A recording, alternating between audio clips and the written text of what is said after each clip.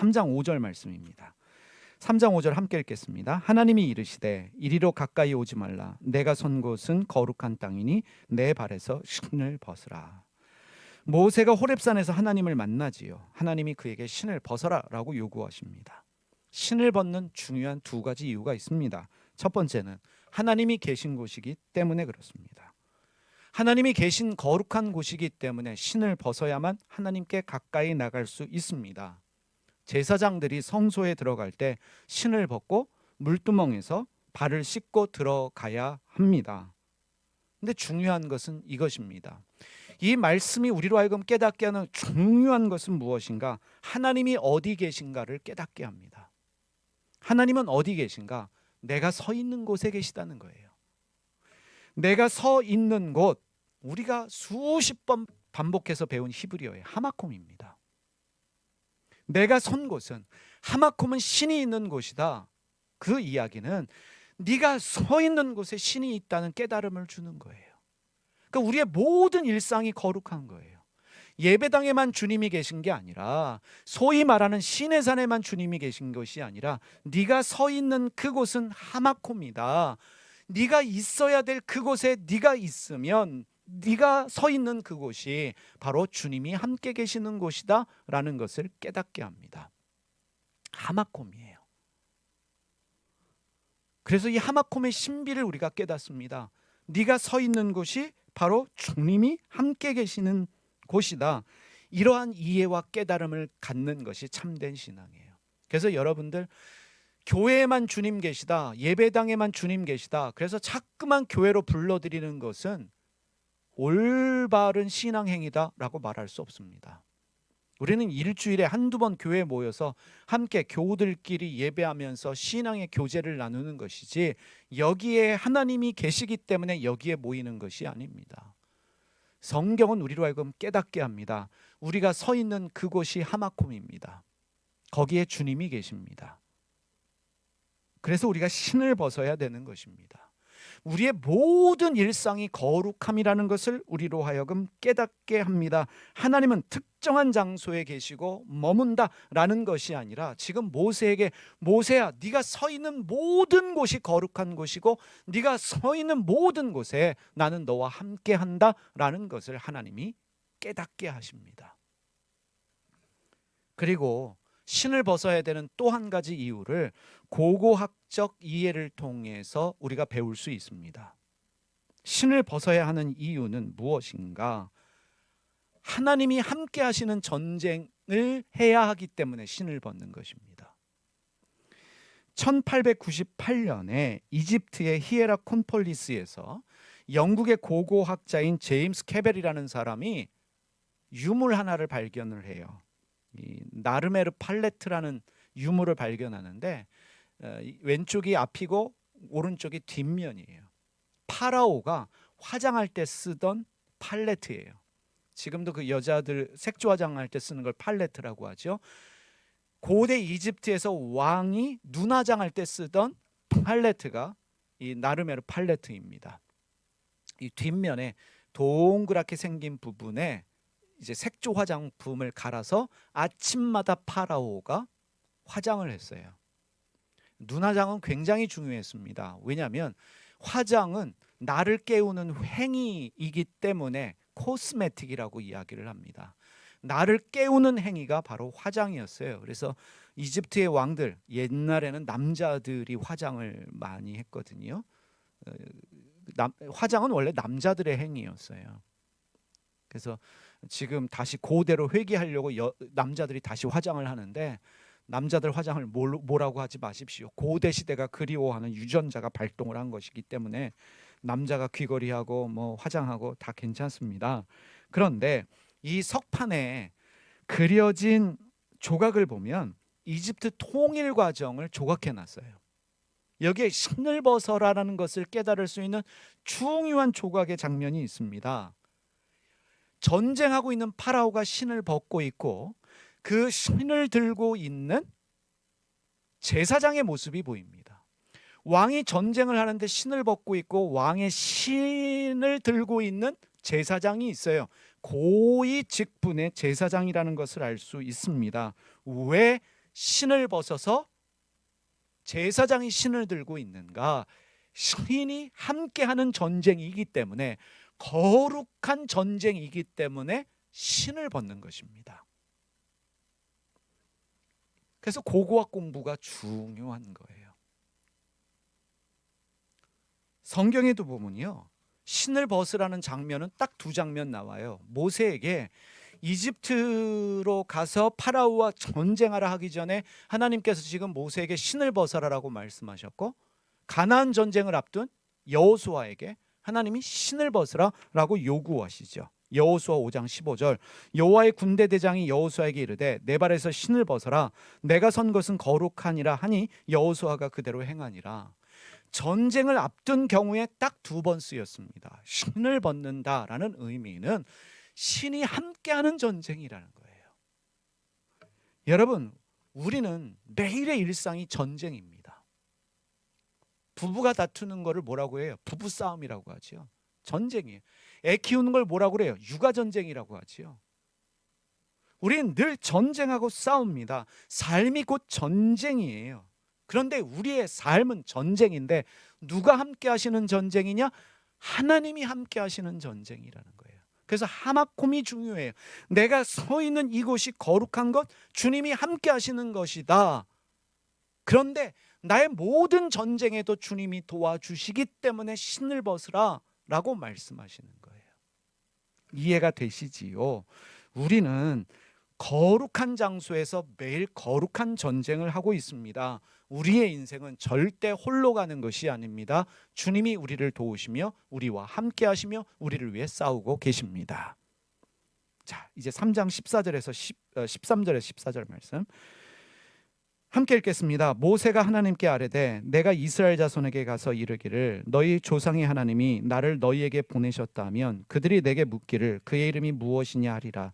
내가 무엇이라고 그들에게 말하리까? 하나님이 모세에게 이르시되 나는 스스로 있는 자니라. 또 이르시되 너는 이스라엘 자손에게 이같이 이르기를 스스로 있는 자가 나를 너희에게 보내셨다 하라. 모든 종교의 신에는 이름이 있습니다. 인간은 신을 만들고 신에게 이름을 붙여요. 그래서 종교가 만들어져요. 세상에 존재하는 모든 신을 믿는 종교는요, 신의 이름을 누가 만들었느냐? 인간이 신의 이름을 만들어서 종교를 만들었어요. 그런데 모세는 지금 하나님에게 당신의 이름이 무엇입니까? 라고 하면서 신의 이름을 묻습니다. 이름이 히브리어로 뭐라고 그랬죠? 쉔이라고 그랬어요. 쉔은 이름, 역사, 정체성이라는 뜻인데 지금 신에게 당신의 이름이 뭡니까? 당신의 정체가 무엇입니까? 한마디로 당신은 누구냐라고 묻는 거예요.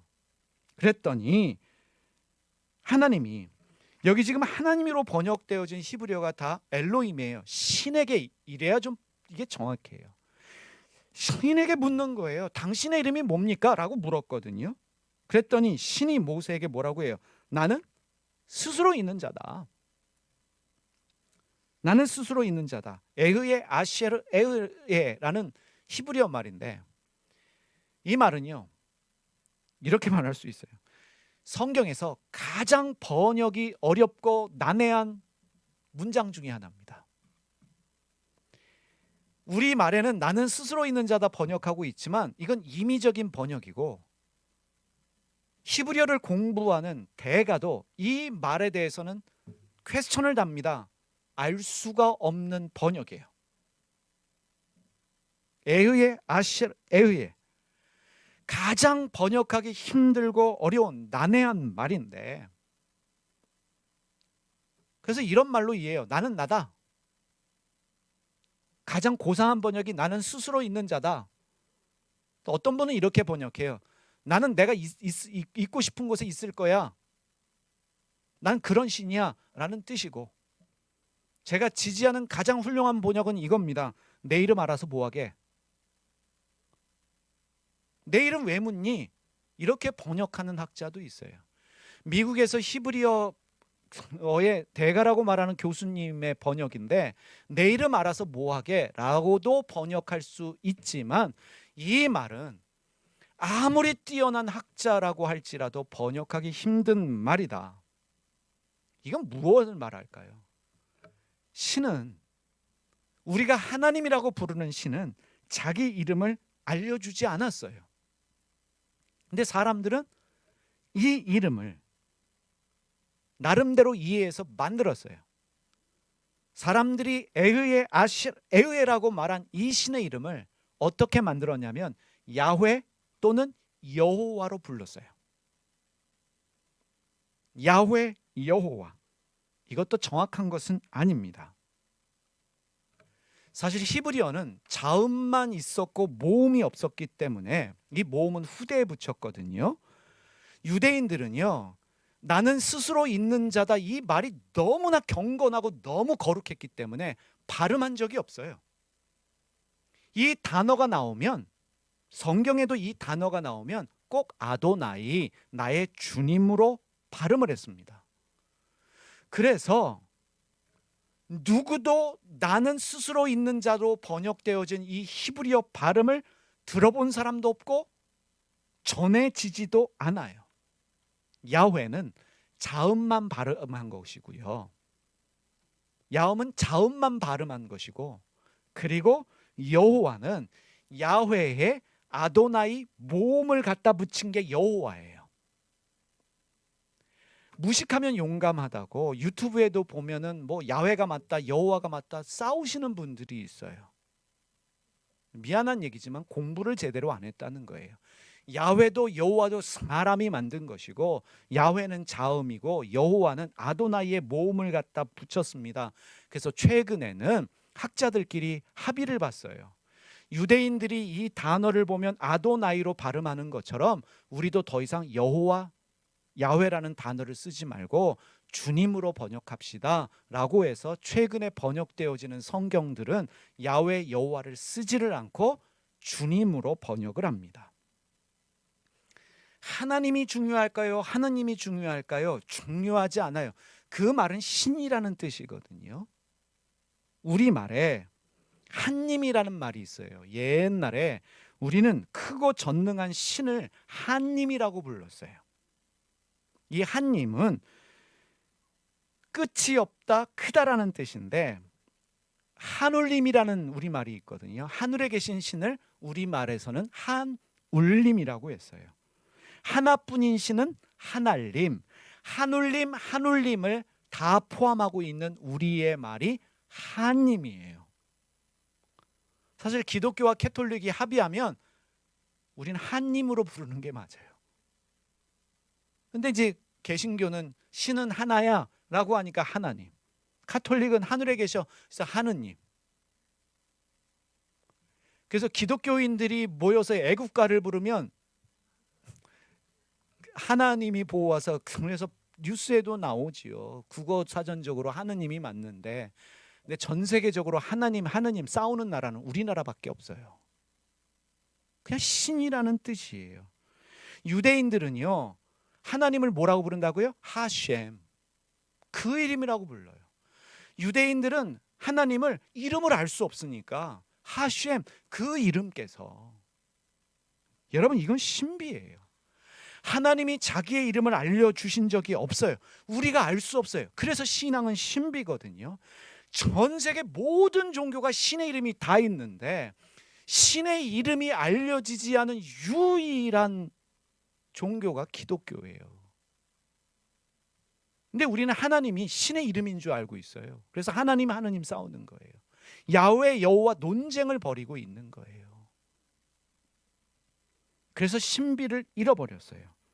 이름을 알 수 없는 그 하나님을 우리가 배워가면서 그 신비를 깨달아요.